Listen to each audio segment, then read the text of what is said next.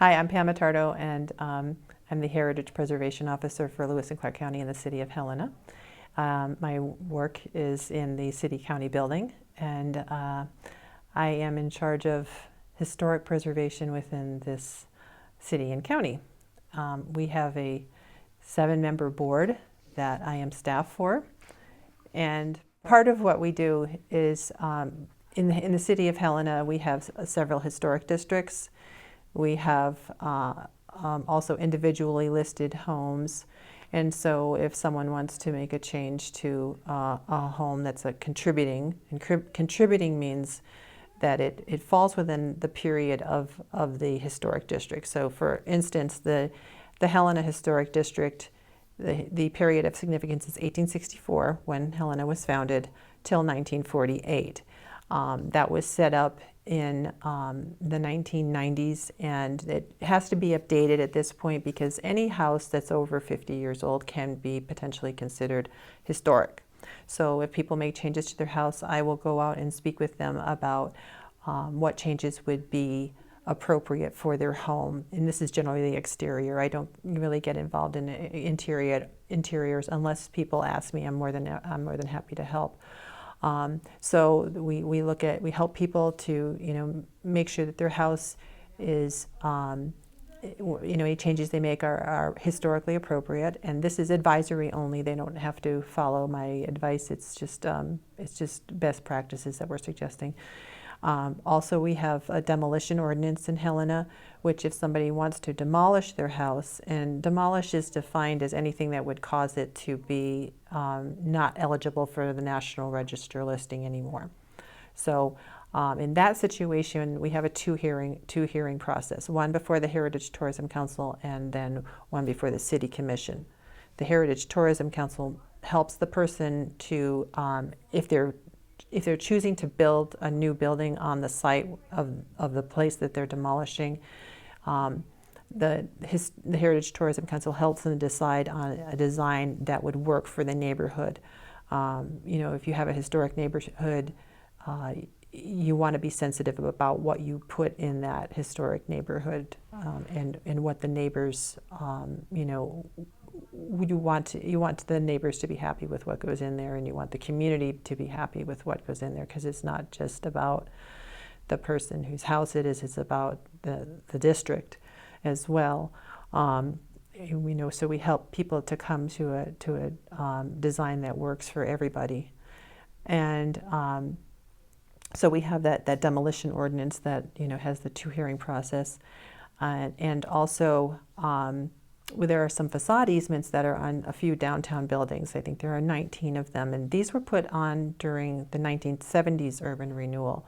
People got money from the HUD, the Housing and Urban Development, and it was to bring their facades of their historic buildings back to what they look like, or as close to what they look like prior to changes that were made through the years.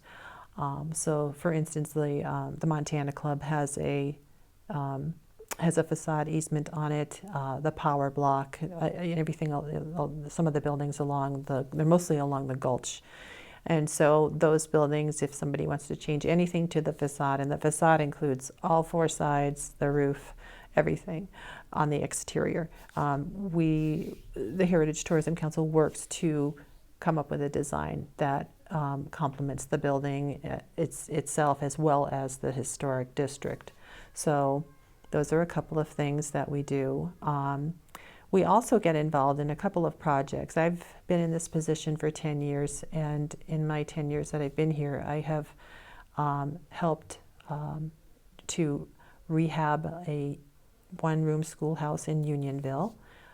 We replaced some of the siding. We scraped all of the old paint off of it that was falling off. A volunteer re-roofed it, did a wonderful job, and we painted it its original color, which was white, because it had been red for years. And the community uses it now. For the past few summers prior to COVID, they had live music during the summers there, and we're still trying to think of ways to keep the little school going. And also back in 2012, the Montana Rail Link contacted me about a depot in East Helena, and it eventually got moved to the parking lot of the city hall in East Helena. And currently I'm working with volunteers to put historically appropriate siding on it and to fix up the windows as well that were kind of, just from age, kind of in disrepair, but they can be repaired and repainted and look just as new. So we do different kinds of projects like that.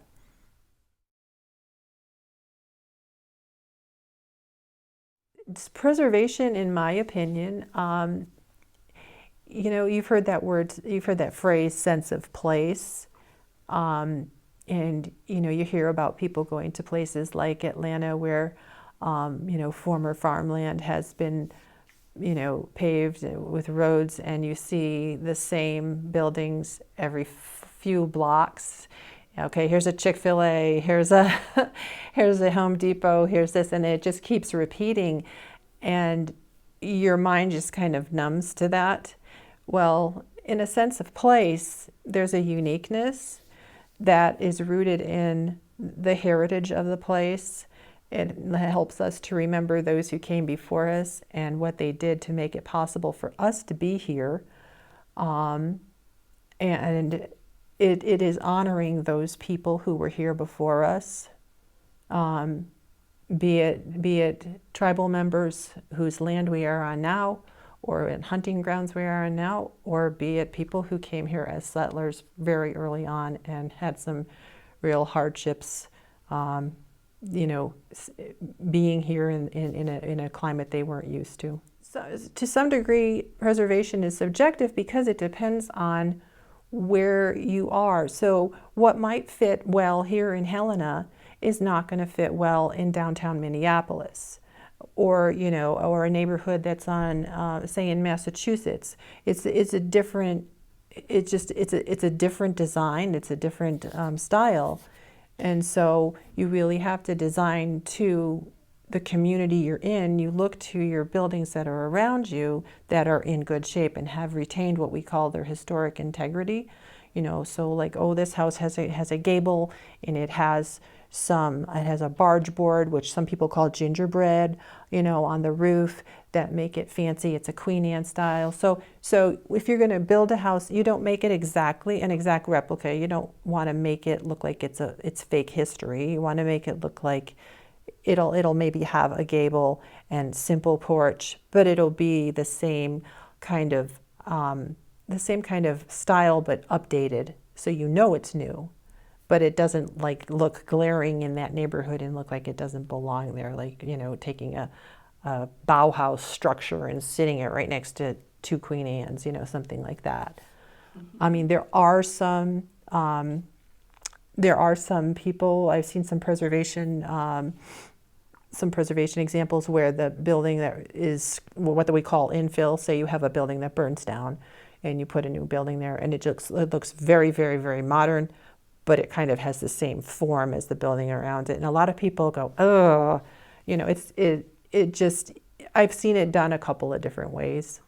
It's just up to, the person building it, the community who's looking at it, what kind of response you get to that.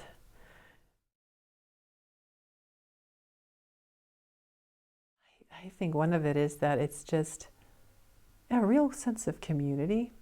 I get a real sense of community from Rodney Street. I have been doing some work in that area, research work, because of the demolition of the planned demolition of Cornelius Hedges' house. And so I walked around the neighborhood and took photographs, and sometimes people were out, which was great. And also we wrote an article, myself and Mary Webb from Preserve Montana, about how to preserve your historic windows. If you want to do it yourself, because they have, you can just basically put a credit card down as a deposit with them and take this whole kit of tools to fix your windows. And so we had somebody who called us, and we went over and met him, and he was in a house that was not was not flagged as historic. It had been overlooked in the historic district and considered not contributing, or they said it was from 1935 and it wasn't contributing. Well, we figured out that this house was built in like the 1860s. I mean, it was astounding. And so you have so much history there, and it's just a matter of finding it and bringing it out, and the sense of pride that neighborhood has. It is Helena's oldest neighborhood, not including the Pioneer Cabin. You know, the Pioneer Cabin was it was a brief amount of time that people really wanted to live down there, because it was a man camp, as they called it, and you didn't want your family growing up in a place where there's placer mining and all kinds of noise and swearing and whatever going on. You want to have your family in a place where it's peaceful and safe, and you know, you don't have to deal with that. So that's where people went, right up the hill. And Rodney is your oldest neighborhood, and South Central area is your oldest neighborhood. And you know, I know a lot of people, they look at the buildings and they're not fancy like the ones on the west side. But to me, I think that that neighborhood has, the houses are simple, but they represent the people who live there.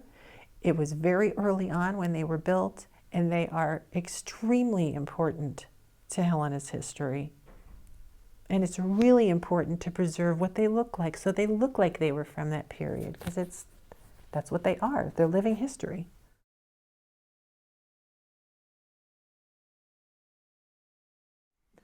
What I hope for the future, that people embrace their neighborhood, embrace their homes, that if they are historic. Of course, there are houses in the neighborhood that are not historic, but in general, there's a great deal of historic stock. And I hope people embrace that and want to work with their homes to bring out, you know, the significance of them, to find out who lived there.